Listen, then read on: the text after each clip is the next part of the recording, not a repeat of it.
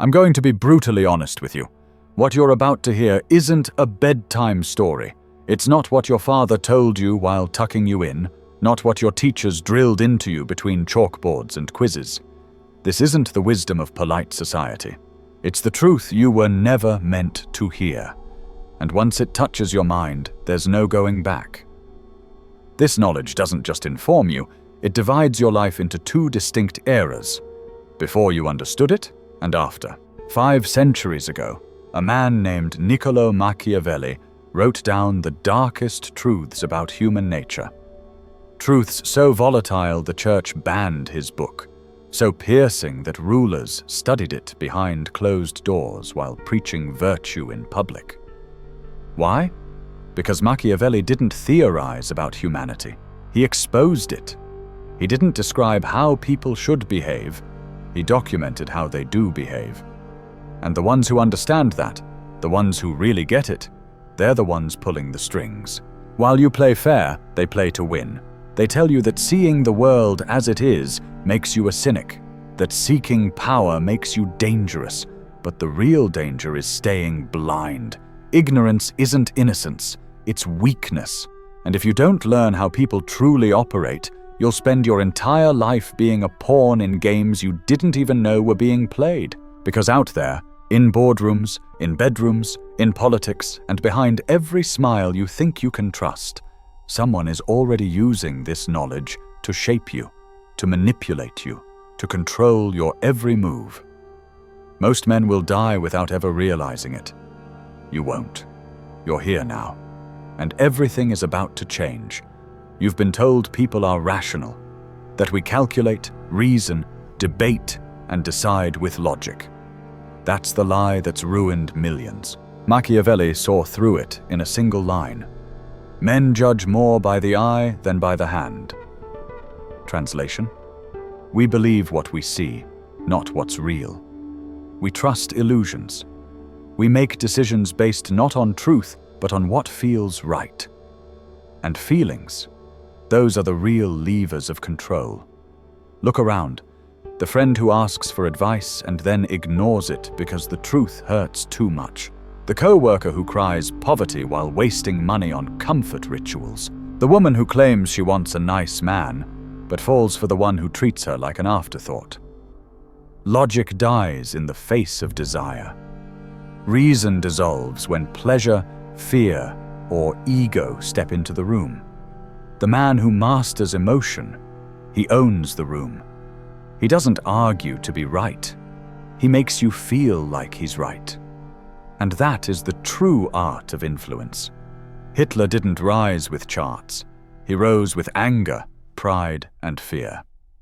Corporations don't sell sugar water. They sell nostalgia, rebellion, belonging. Religions don't win hearts with theology. They win by promising salvation and threatening damnation. People don't want facts. They want to feel something. That's why you lose arguments. That's why you're ignored. You try to win with truth. But the world bows to emotion. If you want to lead, don't prove your point. Provoke their hunger. Touch their fear. Make them feel the absence of you. Make them crave your approval. That's the real leverage. The man who persuades with logic is an educator. The man who moves with emotion, he's a ruler. Once you see that, you begin to see through everything. The polished smiles, the curated images, the carefully rehearsed personas. None of it's about truth. It's about perception. Every word people speak hides an emotional agenda. A fear, a hunger, a weakness. And if you can spot that, you can control it. And that leads to the second truth, the one that people are too afraid to admit. There are only 2 kinds of men in this world, predators and prey.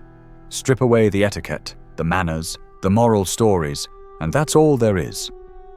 The strong take, the weak get taken from. It's brutal. It's ancient. It's the law. Weakness doesn't make people feel sorry for you. It attracts blood. Why do bullies never target the fighter? Why do women abandon the man who yields and cling to the one who holds frame? Why do companies cut the quiet, obedient worker before they ever touch the ruthless climber? Because predators smell weakness like sharks smell blood. And weakness is more than vulnerability. It's an invitation. Machiavelli said it best. It is better to be feared than loved, if you cannot be both. Not because fear is noble, because fear protects. Love without strength is betrayal waiting to happen. But fear without love, keeps your enemies guessing, keeps the wolves at bay. And here's the cruel twist. Weakness doesn't just fail to protect you, it corrupts everything around you. A weak man weighs down his friends. A weak man drags the strong into his problems. A weak man becomes a magnet for chaos. And when the world breaks him, it doesn't stop. It looks for the next meal. That's why society's worship of harmlessness is a trap. Be soft, be sensitive, be nice. But what is a harmless man? He's a man who can't protect himself, a man who can't defend his family, a man who can't hold his ground. That isn't virtue, that's fragility. And fragility breaks. You want to survive. Strength isn't a luxury, it's the cost of admission. Because in every interaction, someone is setting the rules, and someone is following them. The predator leads, the prey adapts. If you are not the one defining the boundaries, someone else already is. Women know this instinctively. That's why they chase strength. They don't articulate it, they don't admit it, but they feel it. They're wired to seek it. Because strength is safety. Leaders are obeyed not because they're nice, but because chaos is worse. The weak pretend to be moral. The strong enforce order. That's why power is attractive. Not because of money or status, but because it feels like shelter in a storm. And if you are not that shelter, you are the storm's casualty. Your father might have told you, be kind, be liked, don't rock the boat. He was wrong. The world doesn't reward men who are nice. It uses them. It forgets them. It buries them. Machiavelli knew the game. He wrote, "Men are so simple and so much inclined to obey immediate needs that a deceiver will never lack victims for his deception." People mistake weakness for goodness, obedience for virtue, niceness for value. And that's why the nice guy finishes last. Because being nice is often just fear wearing a smile. The nice man doesn't speak truth. He pleases. The nice man doesn't stand firm. He yields. The nice man isn't respected. He's tolerated. Goodness is not the same as niceness. True goodness says the hard thing, stands on principle, bears the burden of being hated if that's the cost of being right. Niceness seeks approval. Goodness commands respect. And here's the brutal twist. Women don't respect the nice man. Employers don't trust him. Peers don't follow him. Because niceness without strength is nothing but a mask for fear. And fear is repulsive. Look back through history. The greatest leaders weren't nice. Caesar, Alexander, Napoleon, they could be generous, but only when it served their power. They were merciful, but only when it cost them nothing. They weren't liked. They were feared, respected, obeyed. Today's titans, CEOs, presidents, champions, they aren't pushovers. They don't seek approval. They don't chase applause. They stand, they lead, they protect those who earn it and punish those who betray it. They understand the balance. That you can be kind without being weak. That you can be just without being gentle. That to be truly respected, strength must come first. This is why the man who blends kindness with strength becomes magnetic. But the man who mixes niceness with weakness becomes invisible, even disposable. Because the world doesn't care how good your heart is. It only sees how firm your hand is. So if you've been chasing likes, compliments, and smiles, stop. They are crumbs. They are currency for the desperate. You need to be feared when necessary, loved when earned, but never ever ignored. Because in the hierarchy of men, being invisible is the lowest rung. And from there, no one hears your cry for help. You were probably taught that loyalty is everything. Loyalty to your friends, loyalty to your boss, loyalty to your partner. But Machiavelli stripped away the fairy tale. He exposed the cold truth. Since love and fear can hardly exist together, if we must choose between them, it is far safer to be feared than loved. Read that again. Not more honorable, not more fulfilling, safer. Because love, real or fake, is fleeting. It's conditional. It exists as long as it benefits the one giving it. And once the benefit fades, so does the love. You've seen this. The friend who vanishes the moment you're no longer useful. The company that treats you like family until the next round of layoffs. The partner who promises forever until someone better walks in. They all say loyalty, but they mean leverage. Loyalty without benefit is not noble. It's naive. And a man who gives loyalty without return isn't a hero. He's a pawn. And pawns are made to be sacrificed. Ask yourself, do the powerful men you admire stay loyal after betrayal? Do they stick around after they're disrespected? Of course not. They walk. They cut. They burn bridges if that's what it takes. Not because they're heartless, but because they understand loyalty is a contract, not a commandment. And the moment that contract is broken, so is the bond. That's not bitterness. That's clarity. So here's your law. Be generous with your loyalty, but be ruthless with its withdrawal. Test people. Observe them when they have nothing to gain. Measure them not by what they say, but by what they do when no reward is in sight. See who stays when there's no applause, who shows up when you have nothing to offer. And once you see who they truly are, act accordingly. Because the man who stays loyal to the disloyal is a slave. And a slave doesn't get love, he gets used. But if love is conditional, if loyalty is a transaction, what protects you? What makes others think twice before betraying you? One thing, your reputation. Machiavelli said, "Everyone sees what you appear to be. Few experience what you really are." In other words, perception is everything. It doesn't matter what's inside. It matters what people think is inside. The world rewards image, not essence. So build your reputation like a fortress. It is your armor.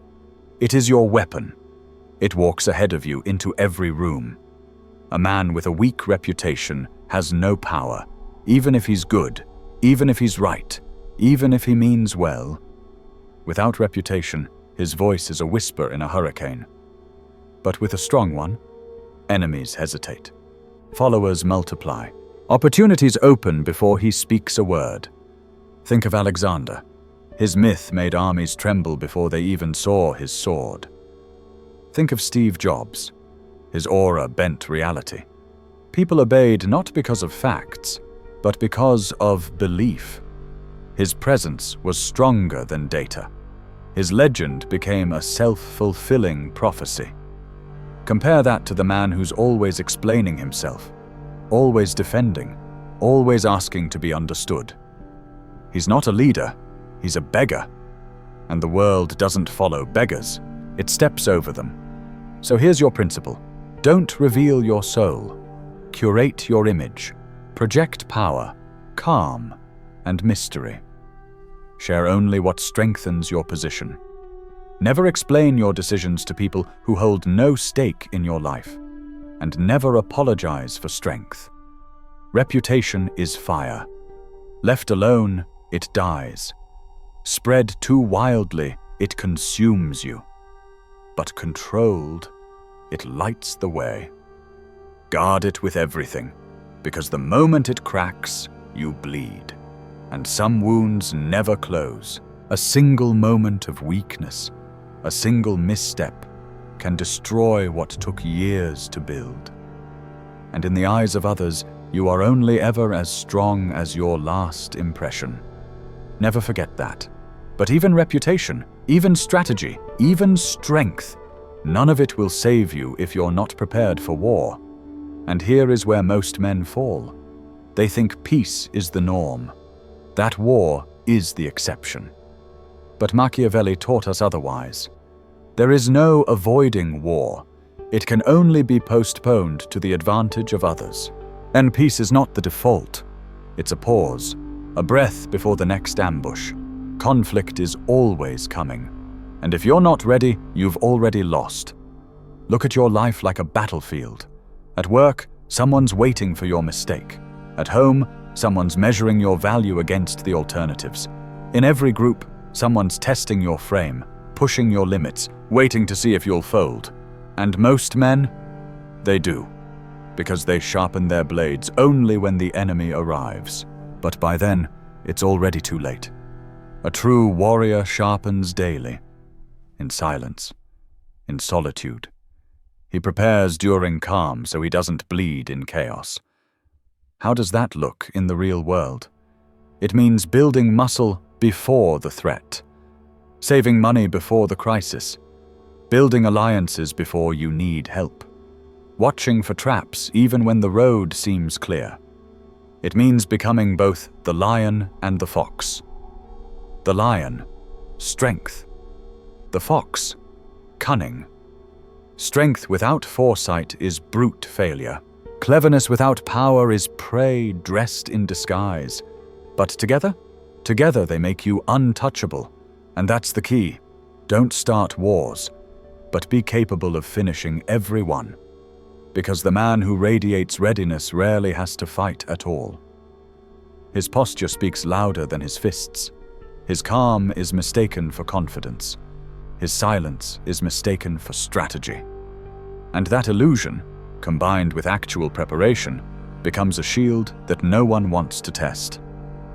Predators look for easy prey. Don't be easy. Be unreadable. Be a wall. Be a mystery. Most men lose before the fight begins, not because they were weak, but because they never prepared. You won't be that man, not if you understand this, not if you train when no one is watching. Save while others spend. Learn while others scroll. Harden yourself in the quiet so that when the storm comes, you're already a fortress, and it will come. War always does. But even with strength, even with strategy, even with a legendary reputation, men still fall. Not because of what they lacked, but because of what they misunderstood. They believed being nice was the same as being strong. They confused moral purity with power, and that is the final lie, the one that kills silently. People love to believe that honesty rules the world, that truth rises like cream, that integrity will always triumph in the end, that if you're just a good man, kind, honest, transparent, then life will reward you. But that's the myth. That's the bedtime story they fed you to keep you docile. Machiavelli never believed it. He wrote, "A prince never lacks legitimate reasons to break his promises." He wasn't glamorizing betrayal. He was exposing the foundation of power. That deception isn't rare. It's inevitable. That the man who cannot deceive when necessary will be outmaneuvered by those who can. In nature, the fox pretends to be weak to lure its prey. The snake hides in silence, striking only when the victim steps too close. The predator always cloaks its power in misdirection. Humans are no different.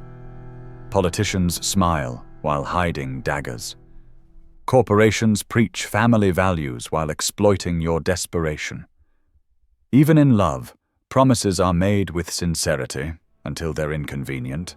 And still, most men cling to honesty like a shield, refusing to lie, refusing to manipulate, convinced that righteousness will protect them. But here's the brutal law. If you refuse to play the game, you are still a piece on someone else's board.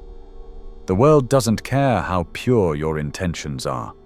The world responds to control, and deception is one of its sharpest tools. This doesn't mean you become a liar. It means you master the art of strategic honesty. You learn when to reveal truth and when to withhold it, when to keep your word and when breaking it preserves your survival. Deception, when used wisely, is not evil. It is protection. It is power. Don't let your emotions rule you. Don't confess everything to people who haven't earned your trust. Don't broadcast your fears and wounds hoping for validation. Be calculated. Show your cards only when it benefits you. Keep your intentions wrapped in fog. Reveal only enough to move people the way you need them to move. And always remember, everyone else is already doing the same. The man who hides nothing becomes a target. The man who reveals selectively becomes a strategist. This is the law they never taught you, that the honest man isn't noble, he's prey. And the more he clings to honesty in a dishonest world, the more quickly he is devoured. The wolves smile at his transparency and then tear him apart. You've been told morality is absolute, that there is good and evil, that the good are rewarded and the evil are punished. But Machiavelli ripped away that illusion. He understood what few dare admit. Morality is not truth. It is control. Think. Who defines morality? Not you. Not the masses. The powerful. When they want your obedience, they call it virtue to submit. When they want your sacrifice, they call it honor to bleed for them. When they want your silence, they label your resistance as evil. And the people? They buy it, because morality feels safe. It gives the illusion that the universe is fair, that justice always wins. But history laughs at that fantasy. Men were burned alive in the name of virtue. Cities razed in the name of freedom. Empires justified slavery, war, and genocide in the name of righteousness. Morality isn't a compass, it's a leash, and the powerful hold it. Even worse, they rarely follow the rules they preach. They tell you lying is wrong while they manipulate without shame. They tell you greed is evil while hoarding unimaginable wealth. They tell you violence is savage while sending drones to bomb cities. Why? Because they understand what you were never meant to understand. Morality is not sacred. It is a weapon. And those who control its definition control the masses. So what should you do? Don't discard morality. Wield it. Appear virtuous when it benefits you. Signal goodness when it strengthens your position. But never become a prisoner of someone else's moral framework, because the man who clings blindly to morality will be outplayed by the one who bends it at will. You don't win by being righteous. You win by being feared when necessary, loved when possible, and respected always. You win by learning the hidden economy that rules every relationship, every interaction, the balance of fear and reward. Machiavelli understood this at a level that still terrifies the weak. People are not moved by values. They are moved by consequences. The pain they want to avoid. The pleasure they crave to feel. Strip away the pretty words, and you will always find the same gears turning underneath. Kings maintain power not through justice, but by making rebellion more terrifying than obedience. Corporations keep employees in line, not with love, but with the fear of being replaced. Even parents shape children not with ideals, but with rewards and punishments administered with precision. That is the machine. And once you see it, you can begin to build your own. Here's where most men fail. They give only reward, and they wonder why they're ignored. Or they lead only with fear, and wonder why people eventually revolt. But the Machiavellian understands the true art lies in the dance between the two. Offer comfort, then pull it away. Withhold affection, then flood them with warmth. Alternate between sweetness and silence. Predictable kindness becomes cheap. Strategic kindness becomes addictive. This is why victims stay in abusive relationships, because after cruelty comes comfort, and the brain clings to the cycle. This is why tyrants stay in power, because they punish just enough to breed fear and reward just enough to prevent despair. And now it's time to reflect inward. How do you influence others? Do you give endlessly, hoping to be loved, or do you dominate with control, hoping to be feared? Both are weak. The true master blends the poison with the honey. You must ask yourself 2 questions. What does this person fear most? And what do they desire most deeply? Position yourself as the one who controls both, and they will hand you their loyalty without even knowing why. And then comes trust. The word we pretend is sacred. The foundation we believe is unbreakable, but Machiavelli saw through even this illusion. Trust is not stone. It is glass, beautiful, fragile, and always one crack away from ruin. You've seen it. One mistake, one betrayal, and years of loyalty shatter like crystal. Trust isn't permanent. It exists only so long as it benefits both parties. It's not love, it's leverage. The weak man begs for trust. He swears loyalty. He demands to be believed. And when trust breaks, he collapses with it. The strong man engineers trust. He manufactures it with image, rhythm, and careful manipulation. Not because he is truly trustworthy, but because he knows how to look like he is. The con artist, the seducer, the politician, they don't need real trust. They need the illusion of it. That's the final law. Trust doesn't need to be real. It just needs to be convincing. And the man who trusts too easily, too often, too deeply, he is already finished. He hands you the keys to his downfall. He forgives betrayal after betrayal, thinking loyalty will eventually be earned. But loyalty is not love. It's not honor. It's not noble. It's simply leverage. And if you don't know how to control it, someone else will control you with it. Now you've seen what most men never will. You see that humans are emotional, not rational. That power doesn't come from truth. It comes from perception. That loyalty is a contract, not a virtue. That war is constant, not rare. That being nice is not strength. It's surrender. That reputation is your only armor. That deception is not corruption. It is protection. That morality is a tool, not a law. That trust is glass, and glass breaks. You were not meant to know this. You were trained to be obedient, agreeable, harmless. But now, the veil is lifted. You see the masks. You hear the subtext. You feel the game being played underneath every handshake, every promise, every smile. And here's the final truth. Once you've seen it, you can't unsee it. You can't go back. The world as it once appeared to you is dead. From now on, every act of kindness will carry suspicion. Every promise will be weighed. Every virtue will be examined for strategy. You've stepped into the shadows. And in these shadows, there are only 2 kinds of men. Those who control the game and those who are controlled by it. So what will you do with this knowledge? Will you bury it?